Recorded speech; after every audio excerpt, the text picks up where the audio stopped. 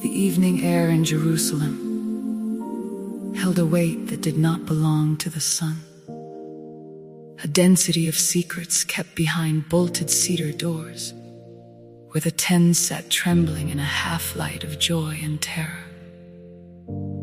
But the one called Didymus walked the outer perimeter of the city's grief, his sandals grinding the gray dust of a world that remained stubbornly, cruelly the same.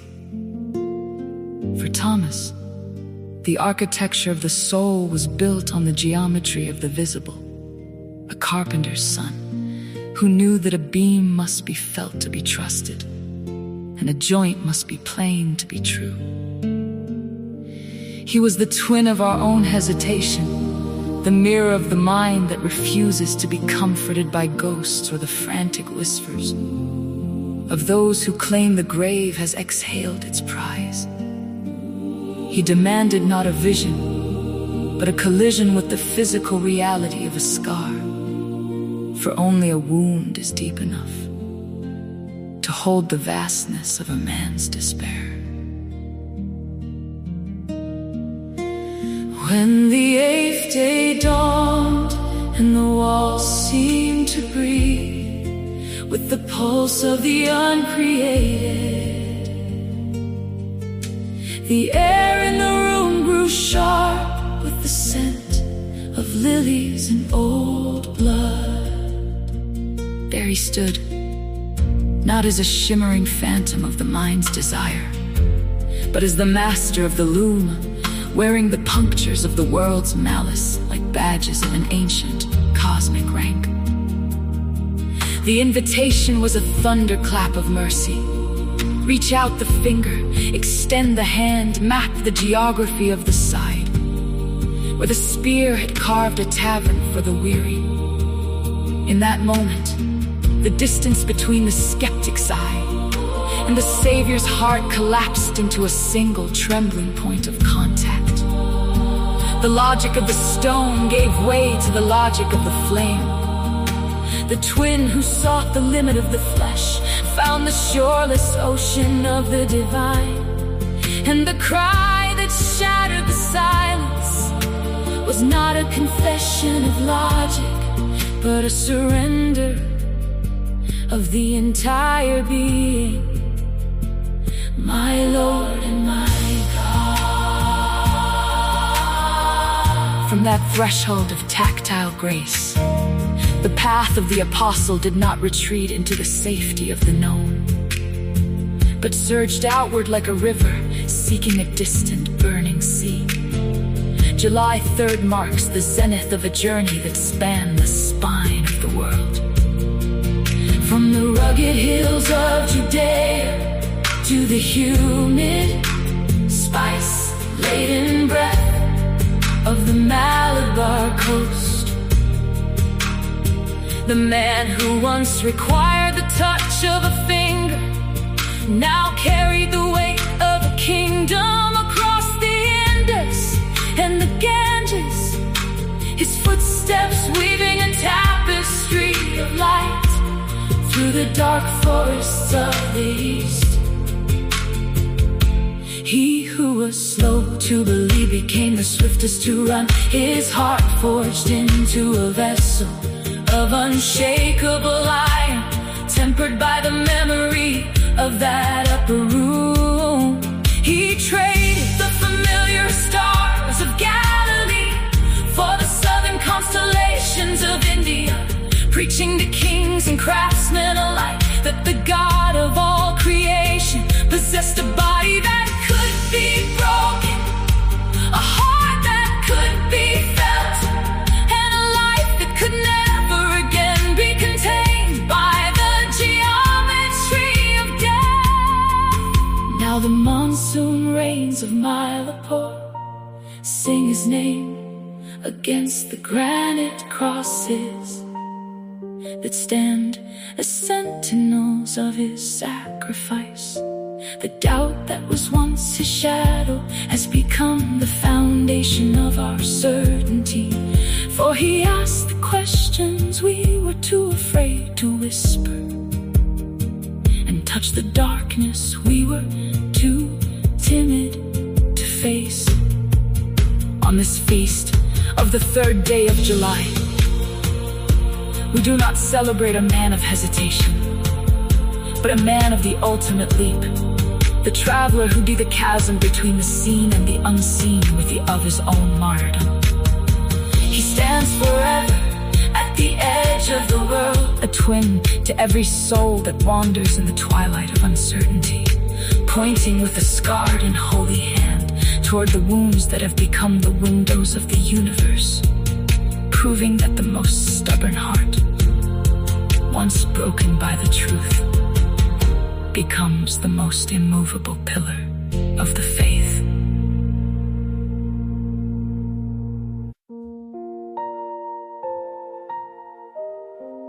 The hollowed stone of Cana stands in silent rows of 6, waiting for the weight of the deluge that sanctifies the ordinary,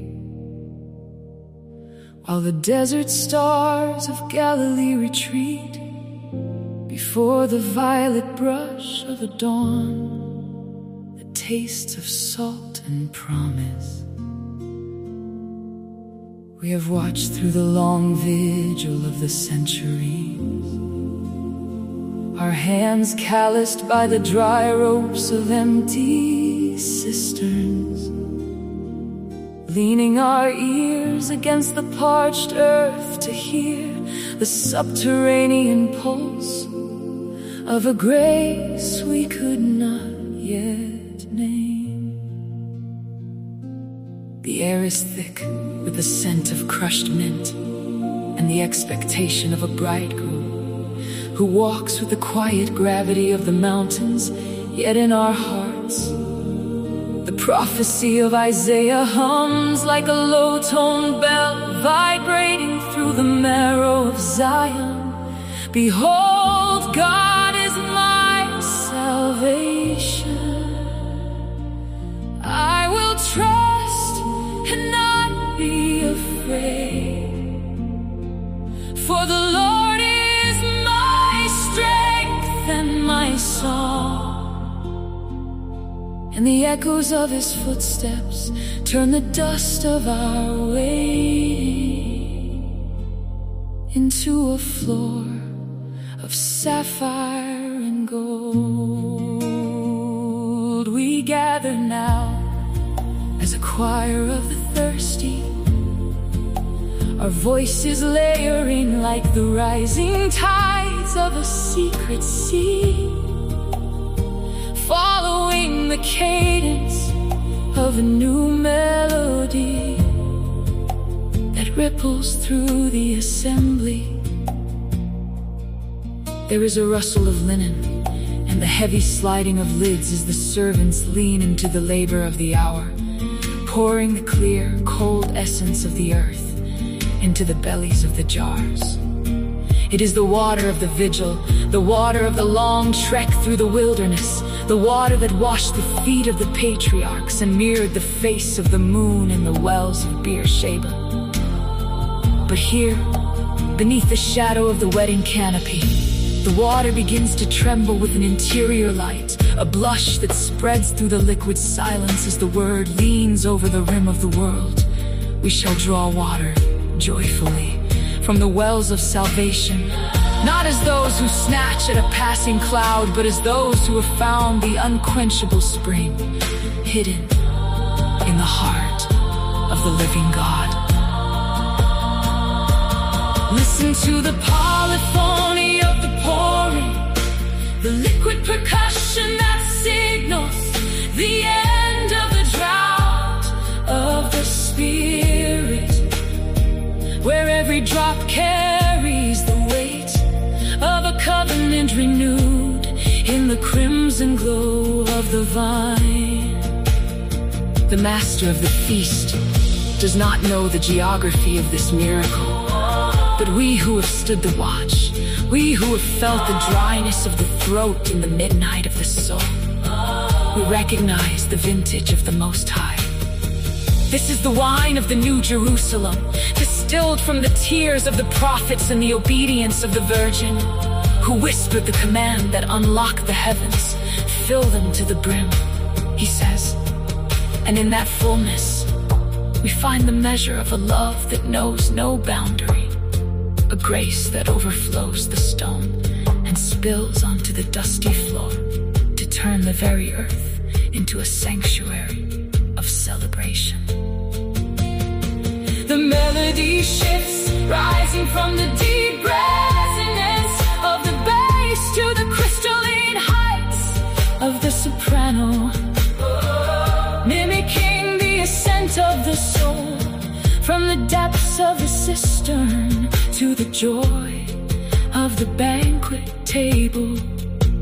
Sing to the Lord, for he has done glorious things. Let this be known throughout all the earth, from the white peaks of Hermon to the burning sands of the south.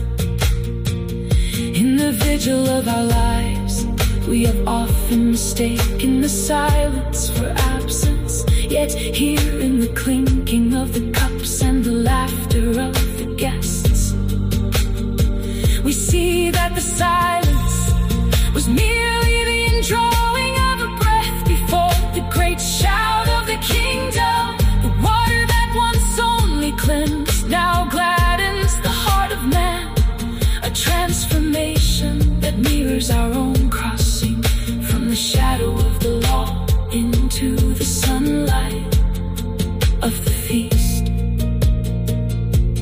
Great in our midst is the Holy One of Israel, not as a distant thunder, but as the guest who brings the best for last, the one who honors the poverty of our jars. With the wealth of his blood we lift our vessels high, no longer heavy with the burden of the law, but light with the effervescence of the Spirit, drawing from the wells of Isaiah with the hands of the apostles. The vigil is ended, the bridegroom has spoken, and the water has remembered its creator and blushed in his presence. Let the choir of the redeemed proclaim the splendor of this hour, where the common and the divine have kissed, and where the joy we draw today shall flow into an eternal river that knows no ebbing, forever fresh, forever deep, forever new.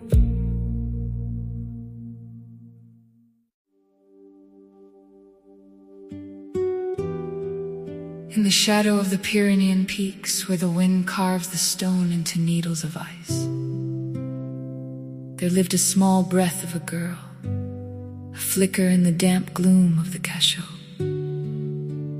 The walls of her world tasted of salt and ancient hunger, yet her hands held the worn wood of the beads, as if it were the only warmth left in the hollow of the earth. Bernadette, small sister of the brambles, gatherer of dry wood along the banks of the Gave, you did not seek the thrones of the valley or the gold of the cathedral spires, for your eyes were tuned to a frequency of the unseen, a quiet hum beneath the roar of the mountain water that others mistook for silence. Massabielle waited like a mouth of earth, dark and forgotten by the respectable, a sanctuary for the refuse of the river, and the prayers of the desperate who had nowhere else to turn. Then came the tremor in the leaves of the wild rose, a rustle that was not the north wind, but the stirring of a celestial garment. A lady of light stood in the niche, clothed in the brilliance of 1,000 midnights, turned to noon, her feet graced by the yellow roses of the mountain, her waist bound by a ribbon, the color of a summer sky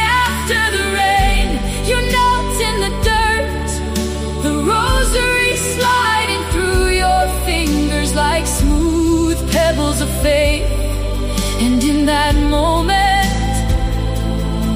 The hierarchy of the world was inverted, for the queen of the stars spoke to the child of the breadlines in the language of the heart.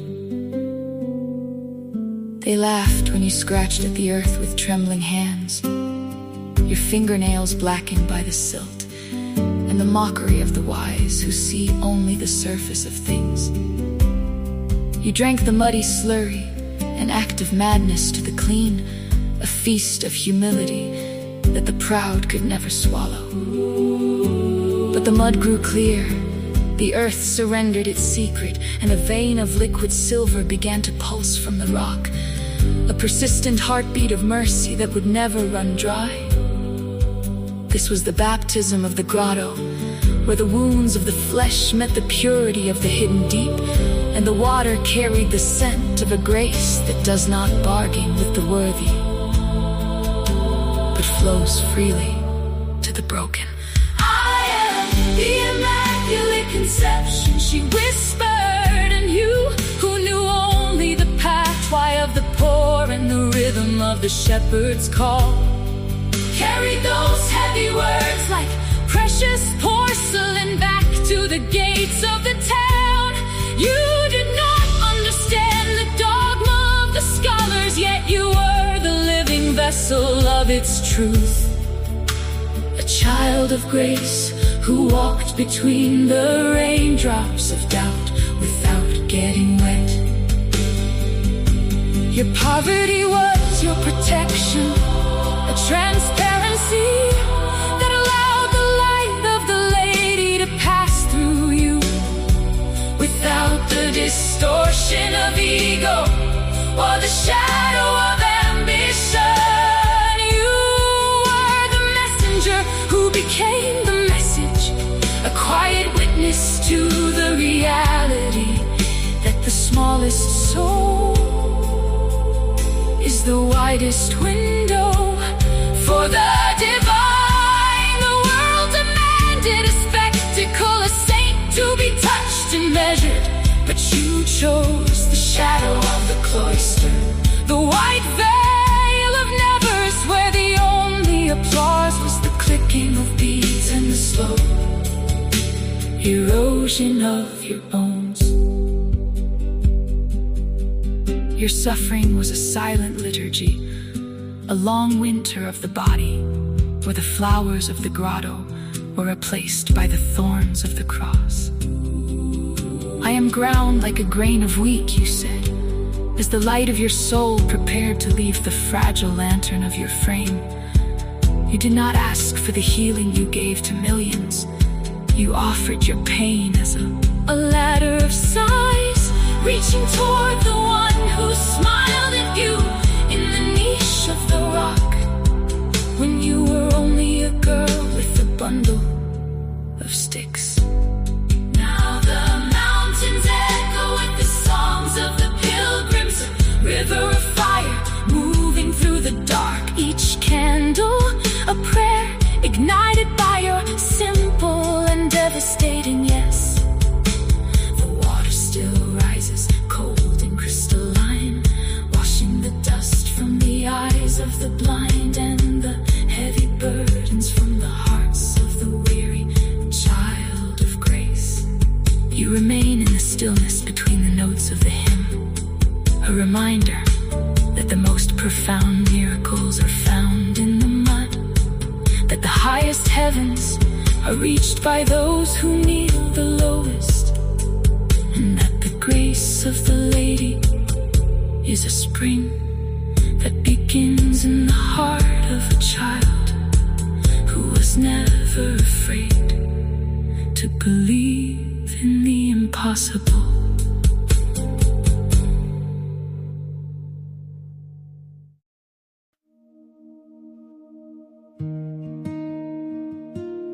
The basalt dunes are singing under the weight of a copper sun, where the hermit stands alone against the horizon of his own desires. There is a vibration in the marrow of the earth, a low hum of tectonic devotion, but begins where the silence of the world ends. Antony, son of the red dust and the white fire, walks the labyrinth of the scorched valleys with eyes fixed on a throne made of uncreated light. This is not the quiet prayer of the cloisters, but a roar that shatters the porcelain illusions of the flesh, a rhythmic pounding of the heart against the ribs of the universe.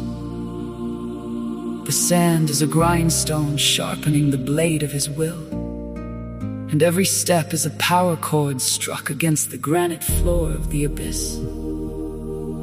He carries no staff but the lightning bolt of a conviction that has outlived the dynasties of men and the vanity of the stars.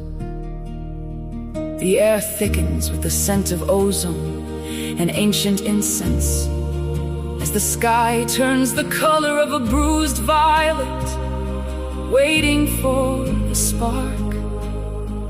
You can hear the crackle of the spirit catching flame in the dry brush of the human soul, a wildfire that does not consume but clarifies. It is the rock-hewn anthem of a man who found the world too small for the hunger in his breast, who traded the silk of the court for the rough canvas of the infinite. The demons howl in the canyons, their voices like rusted saws against the silk of the night. But he stands immovable as a mountain of obsidian. He is the hammer that strikes the anvil of the divine, forging a key that fits no lock, made by human hands, seeking the lost pieces of a broken divinity scattered in the ruins of the fall. Listen to the feedback of the heavens as the celestial choir turns into a wall of sound, a distortion of glory that vibrates through the very foundations of the temple. The fire is not a metaphor, but a living entity, a tongue of flame that licks the wounds of the weary and burns away the dross of the mundane. He calls to the lost, not to those who have misplaced their silver, but to those who have misplaced their very essence in the fog of the modern dream. Find the rhythm in the pulse of the wounded. Find the melody in the cry of the seeker. For Antony is the patron of the rediscovered spark. He stands at the crossroads of time and eternity, a conductor of the high voltage currents of grace that flow from the heart of the Father into the veins of the thirsty. The anthem rises like a pillar of smoke in the desert, visible from the towers of the city, where the neon lights try to mimic the stars. It is a song of iron and honey, of grit and glory, a testament written in the calligraphy of scars and starlight. The fire climbs the spine of the world, igniting the cold altars of the indifferent, until the whole earth glows like a furnace at the midnight hour. There is no middle ground in this conflagration, no lukewarm peace, only the ecstatic agony of becoming something more than dust. The rock vibrates under the feet of the faithful, steady floor on the floor beat that echoes the percussion of the Creator's own intent. In the white heat of this encounter, the names of things are forgotten and only the verb remains, echoing through the canyons of the mind like a thunderclap that never fades. Antony is the sentinel of the burning bush, the one who realized that to find everything,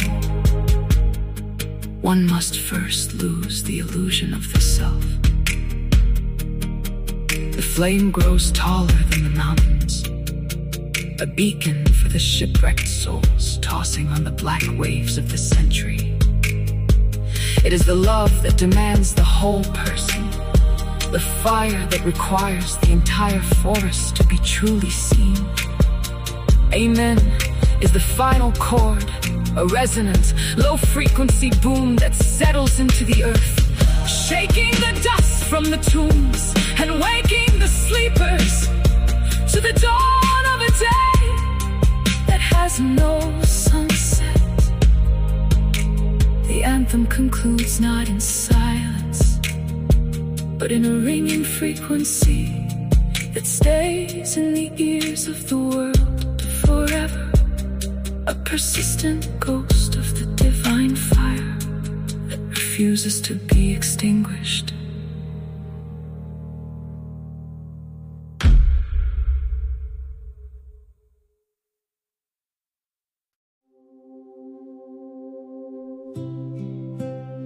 The first hour is an unfolding of blue linen across the bruised horizon of the mind, where the world has left its jagged marks and its frantic echoes.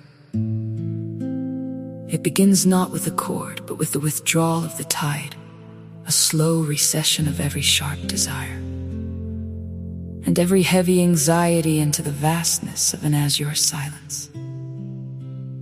You are invited to sit where the stone is cool and the incense is old, watching the way the candlelight bends toward the heart of the mother who never left the room.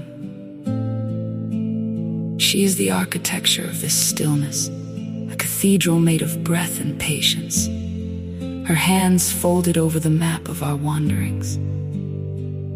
In this initial span of time, the music is a fragrance of jasmine and crushed stone, a steady pulse that teaches the blood to forget its haste, and the eyes to lose their habit of searching for storms.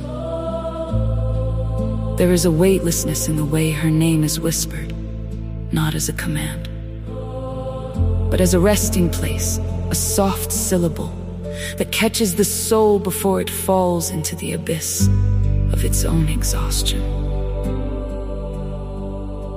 As the second hour deepens, the beads of the rosary become the rhythmic footsteps of a long walk through a garden that has never known the bite of winter. The music elongates, stretching its limbs like ivy, climbing the walls of a forgotten sanctuary, turning every sorrow into a translucent leaf that catches the light of an eternal sun. Here, the peace is no longer a surface to float upon, but a depth to sink into, a pressure that is both firm and infinitely gentle. The Marian presence is felt as a warmth behind the eyelids, a silver thread weaving through the tangled knots of the past, untying the bitterness with a touch that smells of lilies and ancient mercy. We are moving now through the middle of the mystery, where the 3 hours feel like a single breath held in the lungs of the universe. A suspension of all judgment and a total surrender to the geometry of the circle. Each note is a drop of oil upon a wound, a slow titration of grace into the veins of the weary, until the distinction between the prayer and the person praying begins to dissolve into a singular hum of belonging. The third hour arrives like the settling of dust in a beam of afternoon light, a profound stillness that precedes the transformation of the spirit. The music has become a drone of celestial origin, a sound that does not occupy space, but creates it, opening vast rooms with